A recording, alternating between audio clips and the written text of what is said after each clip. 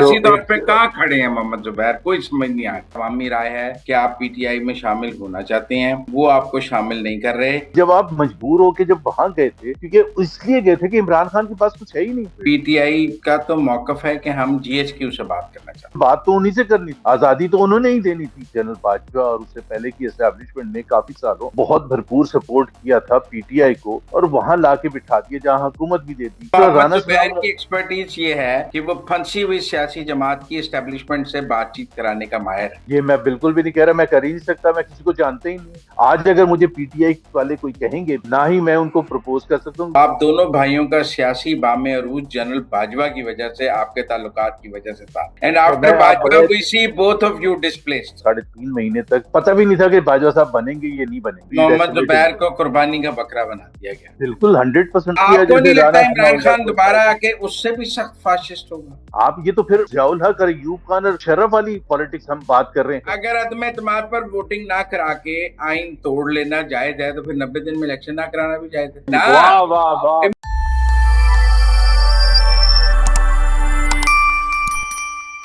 अस्सलाम वालेकुम नाजरीन, मुजम्मिल सरवर्दी के ऑफिशियल यूट्यूब चैनल के साथ मैं हूं मुजम्मिल सरवर्दी। उम्मीद है आप खैरियत से होंगे। मेरे आज के मेहमान किसी तारुफ के मोहताज नहीं है। मुस्लिम लीग नून में रहे, मरियम नवाज के तर्जमान रहे, गवर्नर सिंध रहे, आज कल भी सियासत में एक मजबूत आवाज हैं। पिछले दिनों हमने उन्हें ऑल पार्टीज कॉन्फ्रेंस में देखा, लेकिन अभी हमें कुछ समझ नहीं है कि वो सियासी तौर पर खड़े कहाँ हैं। तो जानने की कोशिश करेंगे आज इनसे। मोहम्मद जुबैर साहब हमारे साथ हैं। अस्सलाम वालेकुम जुबैर साहब। वालेकुम मुसम्मद साहब, thank you for inviting me. Zubair साहब, मैंने आज बहुत से लोगों को बताया कि जुबैर साहब मेरे मेहमान होंगे। उन्होंने कहा जुबैर साहब से पूछें where he stands politically. Okay, so सियासी तौर एक पे कहाँ खड़े हैं मोहम्मद जुबैर, कोई समझ नहीं आ जी, मुझे भी नहीं समझ आ रही लेकिन एक चीज जाहिर है, मेरा किसी पॉलिटिकल पार्टी से ऑफिशियली कोई ताल्लुक नहीं है। रही। पाकिस्तान मुस्लिम लीग तो जाहिर सी बात है, मैंने खुद अपनी मर्जी से छोड़ी थी, और दैट वाज अ डिसीजन, जाहिर है it was a difficult one. But उसके बाद से बहुत मुझे पीपल्स पार्टी से भी ऑफर आई थी। तो पीपल्स पार्टी से मैंने कंसिडर भी किया था। ऑब्वियसली पीपल्स पार्टी की बहुत सी खूबियां हैं, जहाँ खामियां हैं वहाँ खूबियां भी बहुत हैं, और एक हिस्ट्री है बड़ी जबरदस्त उनकी। मेरा ये था कि जो जिन वजूहात के बेसिस पर मैं मुस्लिम लीग से अलग हो रहा था, तो वो तो पीपल्स पार्टी और मुस्लिम लीग का एक ही पॉइंट ऑफ व्यू है, जो आजकल भी आप देख रहे हैं, एक्सेप्ट फॉर द फैक्ट कि वो उसमें कैबिनेट में नहीं है, बट अदर देन दैट वो हर चीज में एक उनका मौक़िफ़ है। तो उधर कोई चॉइस नहीं थी।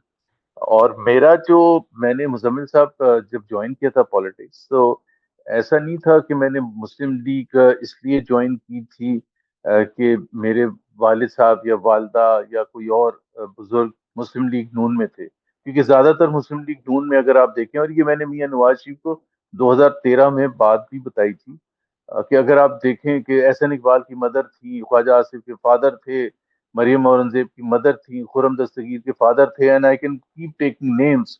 तो ज्यादातर तो मेरा तो ना कश्मीरी क्लैन से ताल्लुक था, ना पंजाब से ताल्लुक था। तो मैं मियां नवाज शरीफ के 3-4 जो निकात थे, जो पाकिस्तान के कोर इश्यूज हैं, जो अब भी हैं, मेरा ख्याल है, जिसमें जो उस वक्त 2012 की बात कर रहा हूँ मैं, कि हमारे लिए एक कोर इशू था, चाहे उसका उसमें किसी का कोई भी मौकिफ हो, जिसको आप कहते हैं सिविल मिलिट्री रिलेशंस के हवाले से, क्योंकि जाहिर है जिस मुल्क में 4 दफा मिलिट्री इंटरवेंशन हो, और फिर इनडायरेक्टली हमने सुना था कि एक असर रहता है, तो वहाँ एक बड़ा इंपॉर्टेंट है कि फैसला साजी किसके पास है। और मियां नवाज शरीफ का जो मौकिफ था 2000 में भी, और 90s में भी, और फिर 2021 के एंड तक, वो बड़ा क्लियर था, और मेरे जो पॉइंट ऑफ व्यू था उससे करीब था। फिर जो पाकिस्तान इंडिया रिलेशंस या फॉरेन पॉलिसी के हवाले से जो मियां नवाज शरीफ का मौकिफ था, वो सबसे हट के था। मैं आज भी उसकी तायद करता हूँ। जो उस वक्त मियां नवाज शरीफ का मौकिफ था, अब तो वो खैर वजीर आजम नहीं है, कि ये स्टेटस को की पॉलिटिक्स तो सब कर सकते हैं। लेकिन जुबैर साहब, अगर मैं आपकी ये बातें मानूं, तो आजकल तो आप ज्यादा, आपके जो नजरियाती कुर्बत है वो पीटीआई से नजर आती है। जी बिल्कुल। जी, आ, उसकी आप वजह आ, है। आ, आप पीटीआई में शामिल होना चाहते हैं, एक राय है, अवामी राय है कि आप पीटीआई में शामिल होना चाहते हैं, वो आपको शामिल नहीं कर रहे, लेकिन आप उनका मुकदमा इतने जोर शोर से लड़ रहे हैं कि वो आपको शामिल करने पे मजबूर हो जाए। एक तो मैं जोर शोर से इसलिए करता हूँ कि हर इशू पर मैं बात करता हूँ, जहाँ क्रिटिसाइज करना होता है वहाँ क्रिटिसाइज भी करता हूँ। मेरा ख्याल है जब लोगों ने एक पॉइंट बना लिया होता है तो वो समझते हैं कि अब जिस तरह अगस्त 5 की तहरीक है उस पर मैं मेरा पीटीआई से, और पहले भी नवंबर 26 वाली, नॉट कि जो हुकूमत ने किया था बट पीटीआई का जो स्ट्रेटजी थी, मुझे बिल्कुल उससे इत्तेफाक नहीं था कि जी ऐसे सबको आप हर दफा इस्लामाबाद बुला लें और फिर एक इस किस्म का माहौल क्रिएट हो। बट मैं उसमें उस नजरियाती तौर पर बिल्कुल उनके साथ खड़ा हुआ हूं कि जो इस वक्त की जो हुकूमत है, जिसमें कोलिशन पार्टनर्स हैं, वो जमहूरियत के हवाले से, पार्लियामेंट की सोवरेनिटी के हवाले से, इंडिपेंडेंस ऑफ जुडिशरी के हवाले से, मीडिया फ्रीडम के हवाले से वो बिल्कुल बरखिलाफ है। ये सिविलियन बालादस्ती के हवाले से ये बिल्कुल बरखिलाफ है जो मौकफ पाकिस्तान मुस्लिम लीग नवाज का एक वक्त में था, और जिसकी तर्जमानी मियां नवाज शरीफ करते थे भरपूर अंदाज में, और नहीं नहीं, उसी के पीछे हम। पर जुबैर साहब देखें, मैं आपसे जुर्रत कर सकता हूँ इख्तलाफ करने की, आप मेरे आप मेहमान हैं। जितना मस्जिद सख्त इख्तलाफ करें, और फिर उसी में देखें तो मजा आता देखें, है डिबेट। पीटीआई का तो मौकफ है कि हम जीएचक्यू से बात करना चाहते हैं। जी, वो तो आज भी मतलब मेरा भी पिंडी से यही बात व्यू है। कर, पिंडी से जीएचक्यू से बात, तो जीएचक्यू मेरा से भी जब आप यही बात व्यू है। करते हैं तो फिर सिविल बालादस्ती की बात तो नहीं करते। लेकिन नहीं, ना, जब मेरा आप ख्याल है इस। जीएचक्यू की बात करते हैं तो फिर आप प्रो एस्टेब्लिशमेंट पॉलिटिक्स की बात करते हैं, क्योंकि फिर आप उनके साथ मिलकर चलना चाहते हैं। आप उनकी बात कुछ, जब आप वो आपको, आप उनसे कहेंगे मुझे इक्तदार में ले आओ, वो कहेंगे अच्छा हमारी बातें मानो, तो फिर एक विन विन डील होगी ना दोनों के दरमियान। जब आप पिंडी के साथ बात जाके बात करेंगे तो फिर आप जमहूरियत की बात नहीं कर रहे होंगे, फिर आप वहीं अच्छा, मैं खड़े होंगे सुनूं। जहां आप मुस्लिम लीग नून और पीपल्स पार्टी खड़े हैं। तो मुझे तो कोई फर्क नहीं नजर आता, सिर्फ इतना है कि कुछ का सीवी एक्सेप्ट हो गया और एक का नहीं हो रहा, और वो कोशिश में है कि मेरा हो जाए। अच्छा, इस पे एक मुझे आपका पॉइंट ऑफ व्यू में वजन है, लेकिन आप उस शख्स से बात कर रहे हैं जिसने ये जीएचक्यू से बात की थी 2020 में, और उस वक्त भी मेरा मौक़िफ़ वही वही था। उस वक्त मियां नवाज शरीफ सिविलियन बालादस्ती की जंग लड़ रहे थे, और मुलाकात करना इसलिए जरूरी था कि एक आप ऐसे स्टेट ऑफ अफेयर्स हैं जहां सिविलियन हुकूमत के पास फैसला साजी है ही नहीं। ये वही हिसाब है जैसे आप चले जाएं प्री पार्टीशन में, कि आपने आजादी हासिल करनी तो आप बात किससे करेंगे। भाई हमारा तो मौकिफ था कि ब्रिटिशर्स का कोई राइट ही नहीं था कब्जा करने का, लेकिन बात तो उन्हीं से करनी थी ना, आजादी तो उन्होंने ही देनी थी। तो ये इस वक्त भी वही 2020 वाला अगर सिचुएशन आप वापस जाएं, कि जब आप मजबूर होके जब वहां गए थे, क्योंकि इसलिए गए थे कि इमरान खान के पास कुछ है ही नहीं, तो आप कहाँ जाके बात करेंगे, क्या बताने की जरूरत है। अगर आप सिविलियन बालादस्ती मांग रहे हैं तो उसमें आप मियां नवाज शरीफ ने मुझे ये नहीं कहा था कि आप उनके केसेस फारिग करवाएं। ये मैं बिल्कुल फैक्ट बता रहा हूँ, ना मरियम नवाज ने कहा था। और मेरा एक वन पॉइंट एजेंडा था कि जी बात सुने, हमारी थिंकिंग ये है, पीएमएलएन की थिंकिंग ये है कि जी आप लोगों ने जो उस आपसे मतलब है जनरल बाजवा और उससे पहले की एस्टेब्लिशमेंट ने काफी सालों बहुत भरपूर सपोर्ट किया था पीटीआई को, और वहां लाके बिठा दिया जहां हुकूमत भी दे दी, पीएमएलएन की भी तोड़ फोड़ कर ली, मियां नवाज शरीफ को भी डिस्qualiफाई करवा दिया। अब वक्त आ गया कि आप वापस चले जाएं। हम ऑपोजिशन में, हम कोई पर्सनल फेवर नहीं मांग रहे। हम ऑपोजिशन में, इमरान खान हुकूमत में, हम कानून के हिसाब से उनके साथ क्या डील करते हैं वो कानून के हिसाब से हमें, कम से कम अब आगे तो हमें आप छोड़ दें and leave it to the political parties. आज भी वही डिमांड है, और क्या डिमांड है। तो फिर जिस तरह मोहम्मद राना जुबैर सनाउल्लाह। की एक्सपर्टीज ये है कि वो फंसी हुई सियासी जमात की एस्टेब्लिशमेंट से बातचीत कराने का माहिर है। नहीं जब नहीं नहीं मुस्लिम नहीं, लीग वो तो नून फंसी हुई थी तो वो बाजवा के पास जाके उनके लिए स्पेस ले सकता था। तो अगर आज पीटीआई फंसी हुई है तो Mohammad Zubair is ready to do the same thing for PTI. तो मोहम्मद नो। जुबैर की एक्सपर्टीज ये है कि वो फंसी हुई सियासी जमात की, या जिस सियासी जमात की एस्टेब्लिशमेंट से लड़ाई है, उसके उसकी और एस्टेब्लिशमेंट की सुलह कराने में माहिर रखता है। इस एक्सपर्टीज में आज आप पीटीआई को कह रहे हैं कि ये काम मुझे दे दें, मैं दोबारा आपके लिए कर देता हूँ। ये मैं बिल्कुल भी नहीं कह रहा, मैं कर ही नहीं सकता, मैं किसी को जानता ही नहीं। मैं किसी मेजर को नहीं जानता, तो आप जहां बात कर रहे हैं, मैं जनरल बाजवा को पर्सनली जानता था 40 साल से। और इसमें कोई गलत बयानी की बात नहीं थी। वो लोग समझते थे मैं एक बहाना बना रहा हूँ कि मैं जानता था। और लेकिन बावजूद इसके कि मैं उनको जानता था, मैंने 3 साल या समथिंग जो भी था, जब से मियां नवाज शरीफ के खिलाफ फैसला आया है पनामा का, तो मैंने उस केस के दौरान भी कभी उनसे बात नहीं की थी, फोन पर भी बात नहीं की थी। और जब उनको जेल सेंटेंस होगी उस वक्त, बिकॉज एक पार्टी पॉलिसी थी कि भाई हमें एस्टेब्लिशमेंट से कांटेक्ट नहीं करना। फिर इलेक्शन हुए, उसमें धांधली हुई, आपको पता है 2018 में तोड़ फोड़ हुई, सब कुछ हुआ। I never ever went back to General Bajwa. So वो एक्सपर्टीज नहीं थी। एक जब 2020 में एक वक्त आया जब, और मैंने सजेशन भी नहीं दी थी बाय द वे, मुझे कहा गया था कि भाई आप जानते हैं, आप जाके उनको ये ब्रेक थ्रू, मैंने कहा था जी मैं अपने हिसाब से एक पॉइंट एजेंडे पर बात करूंगा कि जमहूरियत को आप बहाल करने दें, और जमहूरी तरीके से ही कौम आगे चल सकती है। आज अगर मुझे पीटीआई वाले कोई कहेंगे भी, ना ही मैं उनको प्रपोज कर सकता हूँ, बिकॉज मेरी कोई एबिलिटी एक्सेस है ही नहीं। I have no contact at all, so मेरे को ये एक्सपर्टीज नहीं है। It just happened I knew General Bajwa at that time, और ना ही मेरे में इतना बड़ा कद है तो वो मेरा कहते कि हैं, मैं। फिर let me put it like this, कि चूंकि आपके जनरल बाजवा से, आपकी फैमिली के जनरल बाजवा से पुराने ताल्लुकात, तो आप और असद दोनों बेनिफिशियरी रहे बाजवा के दौर में। आप गवर्नर बने सिंध के जनरल बाजवा के आर्मी चीफ बनने के बाद, तब भी कहते हैं कि ही प्लेड अ रोल आपको गवर्नर सिंध लाने में। और असद उमर को भी जब इमरान खान ने आते ही 2 माह में निकाल दिया, तो वापस लाने में जनरल बाजवा का किरदार था। तो आप दोनों भाइयों का सियासी बामे अरूज जनरल बाजवा की वजह से, आपके ताल्लुकात की वजह से था। एंड अच्छा, आफ्टर मैं आप बाजवा बड़े we see both of you displaced.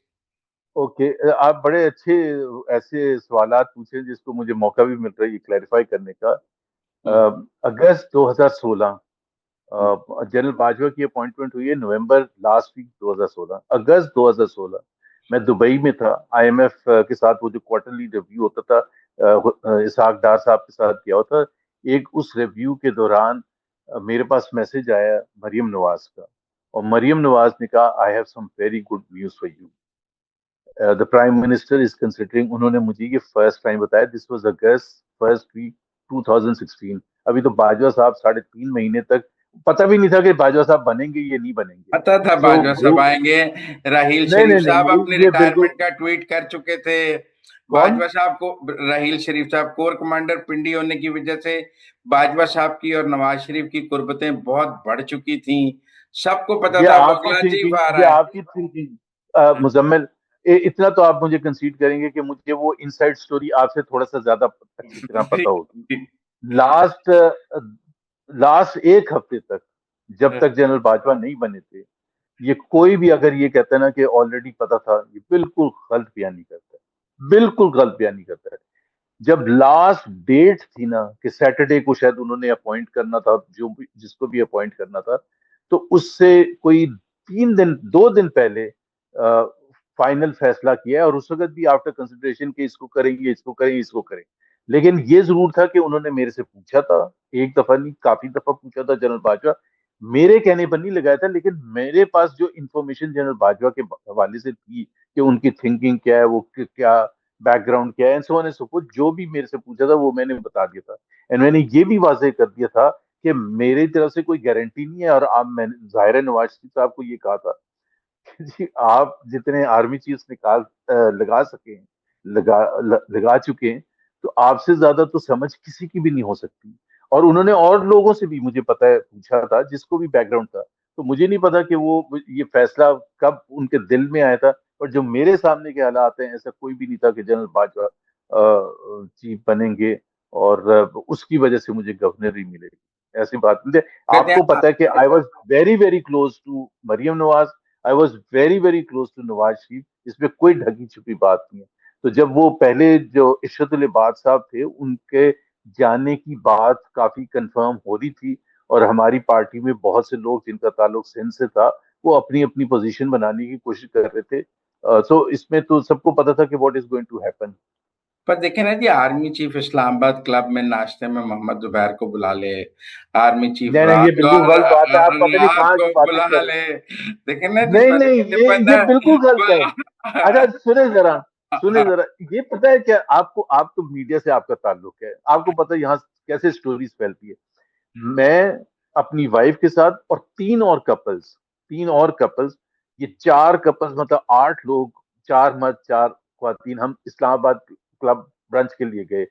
उन दिनों ये कोविड का था तो वो बाहर होता था लॉन में, और चारों मर्द जो हैं और उनकी जितनी हम सब की बेगमात, वो सब उनकी फैमिली को जानते थे सब। एक तो उनके फर्स्ट कजन थे साथ हमारे, फर्स्ट कजन जिनके पास मैं रहता था, तो वहां जनरल बाजवा थे। जनरल अच्छा, बाजवा मैं के जनरल, फर्स्ट कजन के पास आप रहते थे? जी मैं रहता था, बिल्कुल ये हकीकत है।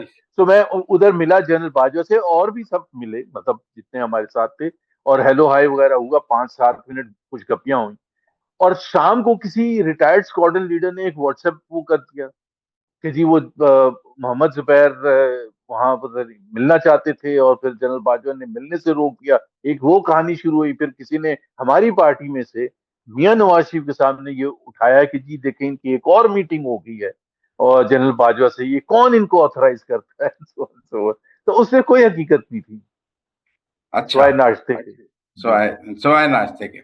लेकिन कुछ मीटिंग नाश्ता भी आपकी साथ बैठ के नहीं किया था, वो जी, 5-7 मिनट गप्पे मारी, हम अलग तो आगे, वो अलग देखे ना, बैठे। आपके जनरल बाजवा के साथ फैमिली टर्म्स थे।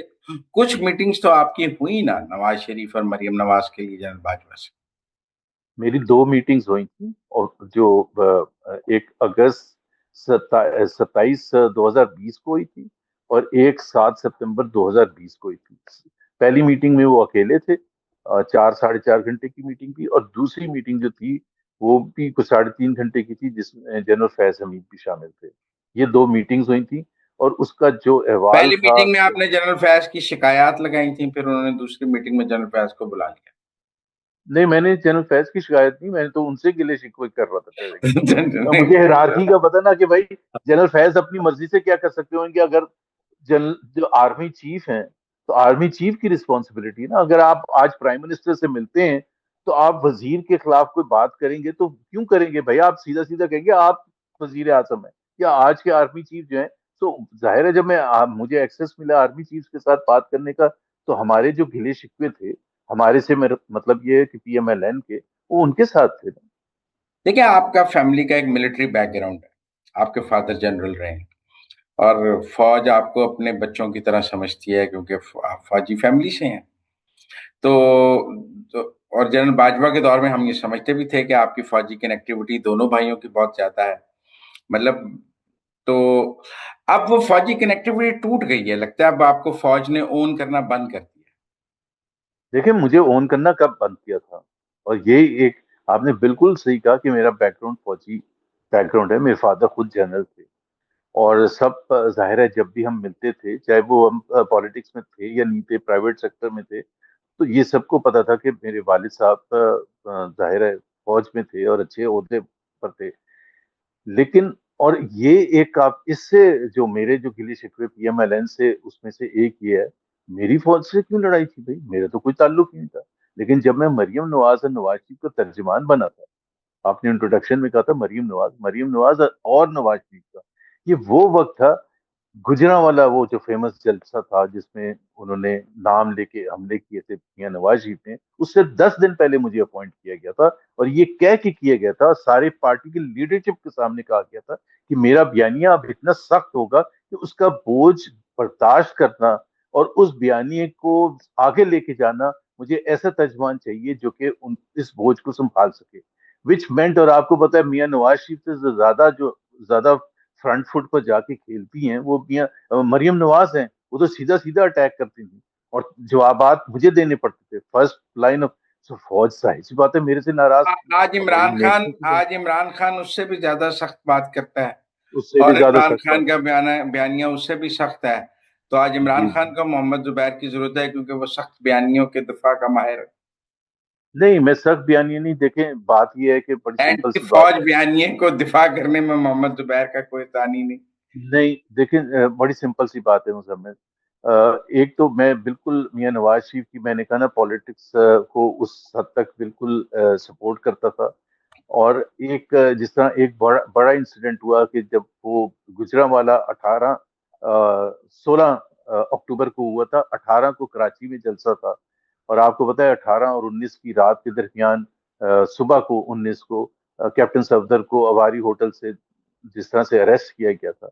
तो उस वक्त भी जब मैंने इन्वेस्टिगेशन की और जो पता चला, और जो चीफ मिनिस्टर सिंध ने सारे वाकयात बताए और मैंने मरीम नवाज को बताया, तो उन्होंने मुझे कहा कि आप इसको पब्लिक करें और हामिद मीर को आप वो दें, वो एक छोटा सा थैंक यू। बीपर दें। बीपर दे। अब बीपर में मैं पहले एक चीज कह रहा हूँ, और वहां 20 और रहनुमा मौजूद थे, जिसमें बड़े बड़े हमारे आजकल हैं। वो सब डर के पीछे होके बैठ गए थे जब मरियम ने कहा ये कौन बोलेगा टीवी पर कि क्या हुआ है। कि जी आईएसआई के सेक्टर कमांडर और रेंजर्स सेक्टर कमांडर ने आईजी सिंध, जिन्होंने पहले रिफ्यूज कर दिया था कि वो नहीं अरेस्ट करेंगे, उनके ऑफिस में जाके, उनके घर पर जाके शायद यरगमाल बनाया और उनको उठा के लेके गए, और फिर पुलिस फोर्स किया उनको कि पुलिस नफरी को भेजा जाए और फिर अरेस्ट किया गया। अब जब आप ऐसी बात करते तो आप तो फिर डायरेक्टली आप, अब मैं तो मरियम नवाज के लेवल का पॉलिटिशियन था भी नहीं, ना मेरा बैकग्राउंड था, ना ही मैं ख्वाजा आसिफ या एहसन इकबाल या इस किस्म के, मेरा तो कोई सहारा था ही नहीं, मतलब उस हिसाब से ना मैं बड़ा बिजनेसमैन, ना मैं कोई कॉन्स्टिट्यूंसी मेरी 4-5 नेशन असेंबलीज की। तो I face the brunt, and then ये इस ब्रंट को फेस करने के बाद, और फिर जब वो पता चला, और उसकी भी जाहिर सी बात है, एक हिस्ट्री है कि जब आपको पता है आईएसपीआर चीफ ने एक दिन शाम को बताया कि जी मोहम्मद जुबैर आए थे और ऐसे ऐसे बात हुई, तो उस वक्त फिर मुझे ये कहा गया कि आपने ये कहना है कि जी मैं खुद अपनी मर्जी से किया था। अब जब मैंने ये कहा खुद अपनी मर्जी से किया था, तो पार्टी की बाकी लीडरशिप ने तो मुझे भून के रख दिया, इंक्लूडिंग शहबाज शरीफ साहब, कि आप how dare I am the president of the party.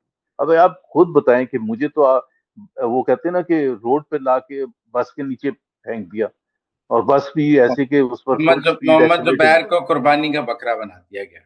बिल्कुल 100%। और आप मुझे बताए ना, ये कोई मुझे अच्छा, डिनाई कर एक दे कि बात आप बताएं, देखिए ना, इमरान खान का दौर कोई पाकिस्तान में जमहूरी दौर तो नहीं था। जी इमरान खान का दौरे हुकूमत जो है वो एक, उसमें कोई सियासी जमातों के साथ आई एग्री, जमहूरी, ठीक है ना। फैज आई जो एग्री। करता था, जैसे आपने कहा कि सेक्टर कमांडर आईएसआई ने सफदर को उठा लिया, और फैज के जो कुछ फैज साहब करते थे, ये आप अरेस्ट किया आपको जैसे नहीं लगता राना इमरान सनाउल्लाह खान को दोबारा शायद। आके उससे भी सख्त फाशिस्ट होगा? अच्छा, ये एक बड़ा इंपॉर्टेंट नुक्ता है कि मेरे से ये सवाल बार बार पूछा जाता हाँ ना, है। आप मेरा उसको मेरे लाने की कोशिश कर रहे हैं, और हमें लग रहा है कि वो तो जो मौजूदा लोग हैं इससे ज्यादा फाशिस्ट होगा, सांस लेना मुश्किल हो नहीं जाएगा। नहीं, ये देखें, ये आप इस तरह से चॉइसेस नहीं करते। आप पहली चॉइस तो ये करते हैं कि क्या जो प्रेजेंट निजाम है ये जमहूरी निजाम है। अगर आप इस नतीजे पर पहुंचते हैं कि किसी तरह से भी ये जमहूरी निजाम नहीं है, तो आप फिर वो करते हैं जो नुसरत भुट्टो ने भुट्टो के बिहाफ पर जद्दोजहद शुरू की थी जियाउल हक के खिलाफ। और उसमें बड़े बड़े वो सियासी रहनुमा जो भुट्टो साहब के सबसे ज्यादा मुखालिफ थे, like air marshal Azhar Khan, उन्होंने उस मूवमेंट को ज्वाइन किया। और क्या कह के ज्वाइन किया कि इस वक्त ये बात नहीं है कि भुट्टो साहब की परफॉर्मेंस कैसी थी, इस वक्त ये बात है कि हमें क्या ये निजाम पर एग्री, हम एग्री है इस निजाम पर जो जियाउल हक है। एक दफा इसको फारिग करेंगे तो फिर तो सियासी जमातें अपना अपना मौकफ लेके अवाम के पास जाएंगी, अपनी परफॉर्मेंस पिछली लेके जाएंगी। अब अवाम अगर समझेंगे कि इमरान खान वो शख्स है या वो पार्टी को रिप्रेजेंट करता है जो अच्छी हुकूमत करेगी, हमारे दिल पसंद है, तो फिर आप कैसे रोक सकते हैं? आप ये तो फिर तो जियाउल हक और यूब खान और मुशर्रफ वाली पॉलिटिक्स हम बात कर रहे हैं कि जी जब तक ऐसे लोग नहीं आएंगे, जब तक ये नहीं होगा। ये तो इस तरह से तो सियासत नहीं होती। या तो नहीं हमारी नहीं, पार्टी आप का देखिए आइन, ना, मतलब two wrongs don't make a right, या ठीक है बट ना। You can't take a decision on behalf of the rest of the country कि जी वो अच्छे आदमी नहीं थे। नहीं नहीं, भाई पर हमारा एक आइन है। आप अगर मौजूदा से भी बुरी क्यादत को वापस लाना चाहें जो उससे भी फासिस्ट होगी, अभी अभी ये जिसके इलेक्शंस जिसके नहीं हो दौर रहे हैं जिसके मुजम्मिल जिसका भाई। दौर आपने भुगता है, जिसके दौर में आपको पता है ऐसा ही क्या करती रही है, आप उसको वापस लाना चाहेंगे, तो फिर हम सोचते हैं कि फिर यही बेहतर है, क्योंकि आपके नहीं, पास ये भी तो तो आप ऑल्टरनेट, पता क्यों कह रहे हैं आपके पास भी तो ऑल्टरनेट वही है ना जो यही काम करेंगे। आपके पास कौन सा कोई नहीं, जमहूरी लीडर लेकिन है? ये क्या जमहूरियत है कि अगर हम ये कहें नहीं, कि क्या जो दूसरा 2018, आएगा। आपने खुद कहा 2018 में मुजम, धांधली हुई थी, तब भी मुजम्मिल जमहूरियत भाई, नहीं थी। मुझे एक नुक्ते की वजाहत करने दें। क्या हमारा आइन ये राइट देता है कि पाकिस्तान के अवाम को, आइन का तो बल्कि सबसे ज्यादा इंपॉर्टेंट जो प्रिंसिपल है कि Pakistan will be govern by the chosen representatives of the people of Pakistan. If those chosen representatives happen to belong to PTI, मैं और आप बैठ के फैसला नहीं एक कमरे में करेंगे कि जी नहीं इनको नहीं अलाउ है। अगर आपके लिए वो बहुत खराब थे, मेरे लिए खराब थे, तो ये पाकिस्तान के अवाम के लिए अगर पसंदीदा है तो that is the way it is. ये किसी का राइट नहीं है। ये आपकी बातें बिल्कुल अच्छी हैं कि जी वो उनकी परफॉर्मेंस खराब थी, आइंदा क्या होगी, इसके बेसिस क्या पर आप आप देखें रोक ना, नहीं आप सकते। ऑल पार्टीज कॉन्फ्रेंस में बैठ के तो जो आपने आप ये कह रहे हैं कि for the rest of the life, जब तक इमरान खान है, जब तक पीटीआई है, यही लोग जो हैं ये जबरदस्ती बैठे रहे, चाहे उसके लिए आइन को धर्म बरम करते हैं, तबाह बर्बाद करते हैं। That's what we are suggesting, नहीं, I am that's not what the suggesting narrative this. Is. मैं मेरे और क्या, मेरे आप कह मेरे रहे हैं कि लोगों के राइट नहीं नहीं, होना मैं चाहिए आपको अपने नुमाइंदों को मेरे चूज करने नजदीक का। तो जो है ना, जमहूरियत, सियासत, जमहूरी आजादियां एक कंपैरेटिव एनालिसिस का मामला है, क्योंकि और एब्सोल्यूट की वो करें, तलाश तो हर एक को है। ये तो कंपैरेटिव एनालिसिस का आप खेल है। जाके आप जाके जिसको भी वोट दें, मैं जाके जिसको भी वोट दूं, अवाम हमने जाके जिसको कम देखे ना, अगर अपने आपकी जो थ्रू दो की कैंडिडेट है उनमें से बेहतर को वोट देना है ना, हम उसको तो वोट नहीं नहीं दे बेहतर, वो सकते आपके जो नजदीक खड़ा है, कोई, जो खड़ा ही नहीं। मुकम्मल भाई, कोई बेहतरीन नहीं होता ना। एक डेमोक्रेटिक पार्टी और रिपब्लिकन पार्टी का मुकाबला हो रहा था। आधे अमेरिका के लिए ट्रंप बेहतर थे, आधे अमेरिका के लिए डेमोक्रेटिक जो रिप्रेजेंटेटिव थी। ये तो आप नहीं कहते ये सही है और ये गलत है। आप अगर ये कहते हैं कि ये हमारा नुमाइंदा सही है जिसको अच्छा, मैं अब वोट मैंने डाल आपके रहा हूँ, all but I party, have, अच्छा ठीक है, ऑल पार्टीज कॉन्फ्रेंस में आप गए हैं, मुस्तफा नवाज खोखर वाली, उसके एलामिया में मैंने पढ़ा कि जिस जिस जज ने, जिस जिस जर्नैल ने आइन तोड़ा है वो उसका खुले दिल से एतराफ करे। ठीक है ना, उसके एलामिये का एक नुक्ता ये भी है। आप लोगों ने ट्रायल की बात नहीं की लेकिन एतराफ की बात की है। आइन तो इमरान खान ने भी तोड़ा अदम एतमाद के वक्त। अगर वहां जो सुप्रीम कोर्ट उस वक्त आर्टिकल जो 6 लगाता तो दोबारा को आइन तोड़ने की जरूरत नहीं कर सकता था। जैसे हम कहते पहले हैं कि बात, अगर मुशर्रफ पर आर्टिकल 6 की सजा पर इम्प्लीमेंट हो जाए तो कोई जर्नैल दोबारा आइन ना तोड़े, ऐसे ही अगर इमरान खान ने आइन तोड़ा था तो वहां अगर उमर था बंदयाल साहब एनआरओ ना देते उसको तोड़ने पर, तो दोबारा आइन, सबसे पहले आइन मेरे तो ख्याल है इमरान खान मुजम्मिल ने भाई, तोड़ा नहीं। आप उस एक पीरियड की हिस्ट्री को बिल्कुल आपने बड़े आसानी से इग्नोर कर दिया। मैं आपको बता देता हूँ आइन कहाँ कहाँ नहीं तोड़ा गया है जिसको। हम्म। सर मैं बता देता हूँ ना, 125 पीटीआई के मेंबर्स ने रिजाइन किया नेशनल असेंबली से अप्रैल 2022 में, जब वोट ऑफ नो कॉन्फिडेंस हुए। वो एक अलग बहस है, करना चाहिए नहीं करना चाहिए। क्या इलेक्शन कमीशन और हुकूमत वक्त का काम है कि वो 125 एमएनए की सीट को फिल करे थ्रू बाय इलेक्शंस? आपने नहीं किया। आपने 16 महीने 125 एमएनए के बगैर पार्लियामेंट चलाई। ये पहली सबसे बड़ी खिलाफत। दूसरी नहीं नहीं खिलाफत नहीं थी नहीं आई। भाई साहब, आप गलत कह क्या रहे हैं। क्या कह रहे देखिए देखें, जावेद आशमी ने हैं? फ्लोर ऑफ द हाउस पे खड़े होकर अपने इस्तीफे को रिकग्नाइज किया, उनका इस्तीफा मंजूर हो गया। शाह महमूद कुरैशी हाउस में आए, एक मिनट, शाह महमूद कुरैशी हाउस में आए, उनसे अयाज सादिक पूछता रहा आपने इस्तीफा दिया है, वो जवाब दिए बगैर चले गए। जब मैं, आप पीटीआई की क्यों जब बात तक कर रहे कोई हैं? मेंबर स्पीकर को आकर ये नहीं कहेगा कि मैंने इस्तीफा जी दिया है, स्पीकर ठीक है। इस्तीफा मानने का अच्छा मैं पाबंदी आपकी है। अगर बात अभी मान भी लूं, पीटीआई वाले सियासत कर रहे थे, सर मैं सुन, कमिटमेंट देकर आप मेरे उसको मेरा जवाब सुन उसको लें। वैलिडेट नहीं कर रहे थे। मैं उस मेरे कमिटमेंट के मेरा किचन में मेरा मौजूद था जब शाह मेरा महमूद जवाब कुरैशी सुन लें। चक्कर देके भाग गया। सर सुन लें, शाह महमूद कुरैशी ने गलत कर दिया, ठीक है ना। तो फिर बात इस्तीफों की ये, तस्दीक ही ना सर हुई। जी, सर जी, आप पता है आप में और मेरे में की थिंकिंग में क्या फर्क है? आप हाँ। जैसे लोगों, मेरे जैसे लोगों, मैं ये कहता हूँ कि हम पीटीआई पीएमएलएन की क्यों बात करते हैं? नहीं, number one stakeholder Pakistan के आपने आइन अवाम। तोड़ने की बात की, मैंने कहा मैं आइन अच्छा में ये लिखा है मैं कि कंप्लीट स्पीकर कर ने लेता आइन तस्दीक तोड़ने की करनी है। बात। अच्छा वो चले इस पर मैं, अगर पीटीआई ने सच्चे इस्तीफे दिए थे तो तस्दीक करा देती, वो सियासत खेल रहे सर थे जी, इस्तीफों पे। सर जी, पीटीआई को छोड़ते हैं, हर कॉन्स्टिट्यूंसी के अवाम का राइट है कि उनके नुमाइंदा वहां बैठा हो। और ये काम था इलेक्शन कमीशन और हुकूमत वक्त पर, छोड़ दें उसको एक बहस को। दूसरा हाँ, वक्त आया, हाँ। पंजाब असेंबली तोड़ी जनवरी 2023 में, 90 दिन में इलेक्शन कराने थे। नहीं, केपी असेंबली तोड़ी देखें क्या? देखें जुबैर साहब, वो कहते हैं ना, वो कहते हैं ना अपने बच्चे की गलतियां आप ना, बताएं जो इसका आप जिससे जवाब दें। आपको दरमियान में इमरान खान ने अदम एतमाद पे आइन तोड़ा ना, आप उसको क्यों स्किप कर यार रहे हैं? मैं पहले पहले उसके इनके बाद आइन इनकी हरकतें, टूटने की एक रिवायत पड़ नहीं, गई, क्योंकि अदम जब एतमाद इमरान पर खान आइन को कैसे आइन तोड़ा? तोड़ने पर एनआरओ मिल गया तो सबने तोड़ना शुरू कर दिया कि ये कोई जुर्म ही नहीं है। अच्छा एक सेकंड, एक सेकंड, एक सेकंड।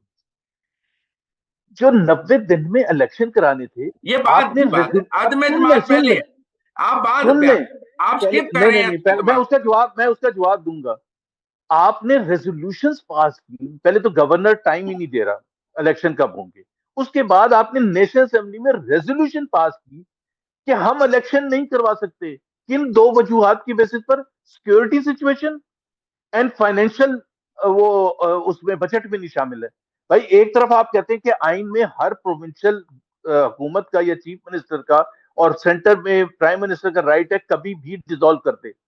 तो जब वो डिसॉल्व करेगा तो आपके आइन के मुताबिक तो आपको 90 दिन में इलेक्शन कराने ना। बात बड़ी छोटी सी है। बात यह है कि आपने इलेक्शन 10 सीटों पर करवाया वहां अक्टूबर 2022 में। वो 10 की 10 में इमरान खान खड़ा हो गया, वो 10 की 10 इमरान खान जीत गया। आपने उसके बाद सोचा कि ये तो हर सीट वो जीत जाएगा, आपने इलेक्शन ही नहीं कराए। I see that way and I am witness to the fact कि नहीं, 2023 में पंजाब असेंबली में इलेक्शन क्यों नहीं देखें, कराया था। आई सी इट दैट वे कि जब एक वजीर आजम ने अदम एतमाद पे आइन तोड़ा तो आइन मुल्क कैसे तोड़ा? जब आइन उसने कैसे वोटिंग तोड़ा? नहीं कराई, जब उसने वोटिंग नहीं कराई और असेंबली तोड़ दी, जो कि वो असेंबली नहीं तोड़ सकता था, वो आइन तोड़ना तो था ना। सुप्रीम कोर्ट ने कहा कि इसने गलत किया। सुप्रीम भाई कोर्ट को आर्टिकल एक सिक्स सेकंड, ये तो साथ बड़ा लगाना अजीब है। चाहिए था। ये आइन तो तोड़ना सिर्फ कैसे हो नहीं गया? नहीं, सिर्फ गलत नहीं, सिर्फ गलत नहीं, लेकिन ना वो अवाम को क्या नुकसान हुआ? ऐसे एक तो सेकंड, आप ऐसे बात एक कर रहे हैं इमरान मिनट खान जुबैर की, साहब, ये तो आप बड़ी, बात कर रहे हैं नवाज शरीफ की। मैं कह रहा हूं अवाम, पंजाब के अवाम का राइट था मैं कि कह रहा हूं 90 कि दिन में अगर वो अपना अगर नुमाइंदे अगर चूज करें। अगर अदम एतमाद पर वोटिंग ना करा के आइन तोड़ लेना जायज है, तो फिर 90 दिन में इलेक्शन ना कराना भी जायज है। तोड़ने चले की जी, रिवायत डल चले गई जी, ना। वाह वाह वाह इमरान खान आइन वाह। तोड़े तो अच्छा, जायज है, दोनों ये दोनों के रीजन देख दोनों ने लेना। तोड़ा। मुजम्मिल नहीं, रीजन देख लेना। 90 दिन में इलेक्शन ना कराना किस लिए नहीं कराए थे? कि पीटीआई 2/3 से दोनों पंजाब में और केपी में जीत तो जाएगा, वो नहीं नहीं, इसलिए नहीं इलेक्शन नब्बे कराए दिन थे में ना। मैं अच्छा आपको फिर बताता हूँ, मेरी नब्बे मेरी नब्बे मैं, दिन में मैं, इलेक्शन मैं क्यों नहीं हुए? 90 दिन में इलेक्शन क्यों नहीं हुए? उमरता बंदयाल ने अपना ऑर्डर इंप्लीमेंट नहीं कराया, यार कराना उमर चाहिए था। उमर बंदयाल को छोड़ो, आपकी पूरी की पूरी पीएमएलएन ने और पीपीपी ने असेंबली में नहीं रेजोल्यूशन नहीं, पास की इलेक्शन कि पीएमएलएन हम ने इलेक्शन ही नहीं करवाएंगे। इलेक्शन तो इलेक्शन और कमीशन इलेक्शन ने कराना कमीशन है। ने कह दिया हम इलेक्शन नहीं इलेक्शन तो कराएंगे। इलेक्शन कमीशन ने कराना है। और भाई तौहीन एक अदालत में उमरता बंदयाल साहब को इलेक्शन कमीशन, अंदर कर प्लीज देते। मुजम्मिल, अब आप और बिल्कुल बच्चों वाली बात कर रहे हैं कि इलेक्शन कमीशन इंडिपेंडेंट बैठा था, इलेक्शन कमीशन ने कहा आइन कि जी यही हम कहता तुम्हें है, इलेक्शन करा आइन देंगे। यही वाह कहता है, वाह वाह वाह वाह। आइन और यही कहता है। दूसरी बात ये है कि आपने, अगर अगर देखिए, पहली बात तो ये है कि अगर आप कहते हैं कि जी असेंबली कल तोड़ी है, तो 160 मेंबर थे पंजाब असेंबली में पीएमएलएन के, एक भी कोर्ट नहीं गया कि इसने गल तोड़ी है। आपने अपनी मर्जी का गवर्नर लगाया, आपने अपनी मर्जी का चीफ मिनिस्टर लगाया, आपने अपनी मर्जी, you accepted the dissolution of the assembly and then you said कि जी हम इलेक्शन नहीं कर, गवर्नर साहब नहीं डेट नहीं, नहीं वो दे रहे। कैसे कह सकते गवर्नर और हैं, इलेक्शन इलेक्शन कमीशन के कमीशन ने नहीं दरमियान डेट, कराया इलेक्शन। और मैं उसको क्लैरिफाई भी कर दूं। 90 दिन में इलेक्शन कराना होता है, 45 दिन गुजर चुके थे, डेट नहीं थी। उमर बंदयाल ने उस वक्त बुलाया था, 45 दिन तक आपने क्यों नहीं अनाउंस की थी उसको डेट? चाहिए था तौहीन अदालत में सबको सजा दे देता कि भाई इलेक्शन क्यों नहीं कराए। अब आप ये अब अजीब बात काजी करें। फायज मेरा ईसा ने इलेक्शन करा मेरा ही दिए ना। मेरा मुद्दा आप बड़ा जितना क्लियर है। मर्जी अच्छा बुरा फिर भला उसके कहें, बाद क्या काजी किया? फायज ईसा ने करा ही दिए। अच्छा मुजम्मिल साहब, दूसरी बात, नेशनल असेंबली के इलेक्शन 60 दिन में होने होते हैं। असेंबली अगर पूरी 5 साल मुद्दत पूरी करती है, और अगर पहले डिसॉल्व हो जाए तो 90 दिन में होती है, ठीक है। अगस्त की 13 या 14 तारीख को कंप्लीट हो रहे थे, बिल्कुल against the spirit of the constitution. आपने 3 दिन पहले असेंबली तोड़ दी। चलो जी, वो आपका राइट है, आप स्पिरिट की कौन बात करता है, आपका राइट है। कहते हैं तो वो पंजाब नब्बे असेंबली दिन तोड़ दी, स्पिरिट की कौन बात करता है? पंजाब असेंबली भी तो सुन तो लें, पॉलिटिकल सुन रीजंस पे तोड़ी ना, वहां कोई सुन तो चौस तो लेना, नहीं था। सुन। पॉलिटिकल भाई रीजंस पे तोड़ी। तो पॉलिटिकल पार्टी पॉलिटिक्स नहीं करेगी तो और कौन तो करेगा? फिर वो आपका पॉलिटिकल यही तो पार्टी मसला है। फिर वो पॉलिटिक्स करें तो गलत है, वो पॉलिटिक्स करें तो जायज है। नहीं, अच्छा वो यार असेंबली कमाल तोड़ है, दे क्या तो चीजें नाजायज है, कंपेयर ये कर रहे हैं। असेंबली तोड़ दे तो जायज है। अच्छा मुजम्मिल, आप मुझे मुझे तमहीद नहीं पूरी करने देते, आप फिर उसके बाद बिल्कुल आर्ग्यू कर लीजिए। 90 दिन में कराने थे, 14 से पहले आपने डिसॉल्व कर दी, चलिए जी मान लिया मैंने। आपने फरवरी तक आप खींच के ले गए। मतलब आप मुझे बताएं कि आपने तो बिल्कुल आइन को अपना बिल्कुल घर का खेल बना दिया। मुझे और जवाब वो देने किस लिए देंगे, था? मुझे जवाब देने वो देंगे, किस लिए था, मैं मुझे आपको बता देता हूँ। मुझे जवाब देने मुझे देंगे। ये सॉरी नहीं नहीं, मैं आर्गुमेंट इसका पूरी जवाब करने दें। दूंगा आपको। नहीं नहीं, पहले मुझे आर्गुमेंट पूरी करने दें। वो किस लिए 6 महीने लेके गए कि नवाज शरीफ वापस आ नहीं सकते थे जब तक उमर बंदयाल थे। आपका जो लॉजिक थी, और नवाज शरीफ के बगैर जो है वो इलेक्शन में जाने के लिए तैयार नहीं थे, क्योंकि वो he was the winning vote. तो आपने उसके टाइम किया कि उमर बंदियाल फारिग होंगे, काजी फायजी साहब बनेंगे, नवाज शरीफ वापस आएंगे, फिर उन्होंने इलेक्शन कैंपेन करनी होगी अब तो मैं अक्टूबर एक 20। मिनट, आप ये बताएं, जब काजी फायज ईसा के पास इलेक्शन के डेट का केस आया, उन्होंने क्या कहा, इलेक्शन की डेट देना किसका अख्तियार है? यार बात सुने, सदर पाक, एक बात मिनट, ये, सदर पाकिस्तान का अख्तियार था इलेक्शन की डेट देना। उन्होंने कहा सदर पाकिस्तान काजी से जाके फायज ईसा डेट वो लें। तो फ्रॉड। नहीं नहीं, काजी फायज उसमें ईसा, नहीं है, काजी आपकी फायज राय ईसा है ने तो फ्रॉड। हर वो अब मैं अच्छा चले फैक्ट, उसको मान, उसको नहीं आगे नहीं, चलते हैं। तो क्या मेरा ख्याल है आरफ अलवी, आपने भी अगर आर्गुमेंट आरफ देते, अलवी मैंने भी 8 आर्गुमेंट। दिन में तब डेट दे देता और वो ये समरी ना खेलता वजारत कानून के साथ, उसको पता था मैं मुल्क का सदर हूं, मैंने इलेक्शन की डेट देनी है, वो डेट दे देते। उन्होंने अच्छा डेट ना दी अब क्योंकि वो मेरा ख्याल मिले हुए थे एस्टेब्लिशमेंट के साथ। अच्छा मुजम्मिल मुजम्मिल एस्टेब्लिशमेंट से मिले होते, चले ये आपने ये खुद ही बता दिया कि आरिफ अलवी भी एंटी पीटीआई, सो सारा कुछ हो रहा था एंटी पीटीआई हो रहा था, चले उसको छोड़ देते हैं, आगे चले 24 फरवरी 8 फरवरी आ गई। यार 8 फरवरी को आपने क्या हरकतें की हैं? आपने मियां आठ नवाज फरवरी शरीफ की को लेगेसी को जुबैर तबाह साहब बर्बाद कर आठ दिया। फरवरी को वही किया जो 2018 में किया था। तो वो कहां से, कोई तो फर्क मोहम्मद थोड़ी जुबैर है, मुजम्मिल आप जैसे इंटरव्यू कर रहे हैं पीटीआई आई थी वैसे ही गई है, एक ही मुजम्मिल रास्ता था। मुजम्मिल तब आप फैज मोहम्मद कर रहा जुबैर, था, अब नदीम अंजुम कर रहा है, फर्क तो कोई नहीं था। अच्छा सुन लें, पहले बात सुनें, आप मोहम्मद जुबैर से बात करें मैं तो जब एटलीस्ट आप ये सुन लेना, आप ये मेरी बात को तो अप्रिशिएट करेंगे ना कि 2018 में जो हुआ, मोहम्मद जुबैर सबसे आगे खड़े होके 3.5 साल उसके खिलाफ बोला। ख्वाजा आसिफ, एहसन इकबाल, ये सारे भारी भरकम आजकल जो बैठे हुए हैं, इनसे सबसे आगे मरियम नवाज को सबसे ज्यादा क्रेडिट दिया जाता है ना कि उसने जद्दोजहद की है, तो मरियम नवाज का राइट साइड पे आई हैव कौन होता लास्ट था? 1 minute now, Zubair sahab, you have to जी कंक्लूड इन ठीक, वन, हाँ यू हैव बताएं। कंक्लूड इन 1 मिनट। अच्छा ठीक है, सो मेरा पॉइंट ये है, मेरा पॉइंट 1 मिनट लास्ट अगर आप दे रहे हैं, वो ये है कि देखें, ये कोई तरीका नहीं होता कि उन्होंने क्या किया था। Are we competing who is more even, और are we competing we want to show to the world and to the people of Pakistan कि हम ज्यादा अच्छे हैं? ये कोई तरीका नहीं होता कि जी उन्होंने क्या किया था इसलिए हम क्या है। मैं इस बहस में ही नहीं जाता, ये बहस वो है जो हम अपने घर में नहीं इस्तेमाल करते हैं कि हमारा बच्चा फेल होए तो बीवी अगर खड़े होकर कहे कि वो हमसायों का भी तो बच्चा फेल हुआ है, तो मैं और आप भी कहेंगे ये क्या लॉजिक है भाई, वो फेल हुआ था तो वो, अगर आप 2018 में धांधली होती तो 2024 में सॉरी, आपका कोई राइट नहीं। राना सनाउल्लाह को उन्होंने गलत अरेस्ट किया था, नहीं नहीं लेकिन इसका नहीं, मतलब ये नहीं कि आप मैं यासीन ये राशिद कह को रहा हूँ, गलत नहीं अरेस्ट नहीं, करें। मैं ये कह मेरा रहा हूँ मुद्दा ये है बड़ा कि क्लियर। अगर Imran Khan, last my comment, फिर I have to, I will do another show on it, कि अगर 2018 के इंतखाबात पर इमरान खान धांधली का कमीशन बनाने पे तैयार हो जाते, जैसे कि उन्होंने 2014 में हासिल किया था, और तो फिर 2024 में धांधली नहीं हो सकती थी। तो उन्होंने 2024 में, अगर उन्होंने चूंकि 2024 की में धांधली को धांधली वैलिडेट करनी ही किया, करनी थी। तो एस्टेब्लिशमेंट ने 24 में भी कर ली। अगर 18 में धांधली का रास्ता सर रोकते, मुजम्मिल भाई, आप बताएं जिस 13 तरह में मेरी धांधली, एक हिम्मत मिनट, है, दोपहर साहब 13 में धांधली हुई, नहीं 2008 में धांधली हुई, नहीं, तो फिर धांधली शुरू 2002 में 18, हुई, दो तो छोड़े, मुशर्रफ का 2002 में दौर हुई। था ना, आप छोड़े, मुल्क के दो इंतखाबात धांधली के बगैर हुए, 8 और 13। मतलब रिलेटिवली फ्री फिर फेयर थे, ठीक है कुछ ना, कुछ तो हल्कों में हुआ धांधली होगा, शुरू बट तो इलेक्टोरल इमरान खान को रिजल्ट। लाने पे हुई ना, 18 में हुई। यार उससे क्या ताल्लुक है? मुजम्मिल बी लाइक मोहम्मद जुबैर, मैं तो ये दोनों को क्रिटिसाइज करता हूँ। आपकी इतनी हिम्मत होनी चाहिए ये कहने की कि भाई ये क्या मतलब है कि 2018 नहीं, में क्या हुआ था। मैं पर अब इमरान खान को बेल 2019 आउट नहीं कर सकता, 29 में, उसने मुल्क के अब आइन और आप और जमहूरियत के साथ जो किया है, आप ये मैं बेल कहेंगे, आउट नहीं अच्छा करता। आप 2029 में ये कहेंगे ना कि जी 2024 में जिसने की थी, ये क्या मुल्क ये है who is more evil, who is more bigger gangster, कि आप हड्डियां तोड़ के किसी रिटर्निंग ऑफिसर की फिर उसके लिए आपको अस्पताल भेज पॉलिटिकल दें और कहें पार्टी कि के जी साथ बैठ के, रिजल्ट चेंज करें। पॉलिटिकल पार्टीज के साथ बैठ के इलेक्टोरल रिफॉर्म्स करनी पड़ेंगी, जैसे चलें कि चलें, आप कह रहे हैं कि नया मिसाक क्यों जमहूरियत करें? नहीं है। अभी तो चोरी का मैंडेट वापस करें ना। पहले घर में आके चोरी कर लिया, फिर कह रहे हैं कि जी अच्छा बैठे तो सही ना, फिर बात करते हैं कि हम क्या तो क्या ये चीजें अच्छा, आपको वापस देखा, दें। देखा ये कौन सा जुबैर साहब, तरीका है भाई? जब एस्टेब्लिशमेंट की बात आए कि एस्टेब्लिशमेंट और ने दूसरी चोरी की बात मैं है, कह दूं, तो आप कहते हैं इसी एस्टेब्लिशमेंट से बात करनी है, चाहे इसने चोरी की है, चाहे गुंडागर्दी की है, चाहे बदमाशी की है, हम तो इसी से बात करेंगे। लेकिन इन दूसरे सियासतदानों से बात नहीं करेंगे। डबल मुजम्मिल स्टैंडर्ड है। Muzammil and last my comment, please 2018 और 2024 के इलेक्शन में 1 to 100 का डिफरेंस है। द स्केल ऑफ द धांधली जो पंजाब में की गई है, मतलब वहां तो आप 17-18 सीटें जीत के आप 2/3 मेजोरिटी लेके बैठ गए। ये भाई कभी दो, दुनिया की दो, तारीख में हुआ है? 2018 टू में 17 सीटें लेके। 2018 में 72 घंटे बाद नतायज आए नहीं थे। नहीं प्लीज यार, 2000 2018 में, आरटीएस प्लीज बैठ गया। 2018 में 2000 ये सब नहीं हुआ। नवाज शरीफ ने 2/3 से जीत जाना था अगर आप फेयर इलेक्शन कराते, जितना वो पॉपुलर था दो 2018 दहाई तो हमने कभी नहीं कहा था। में।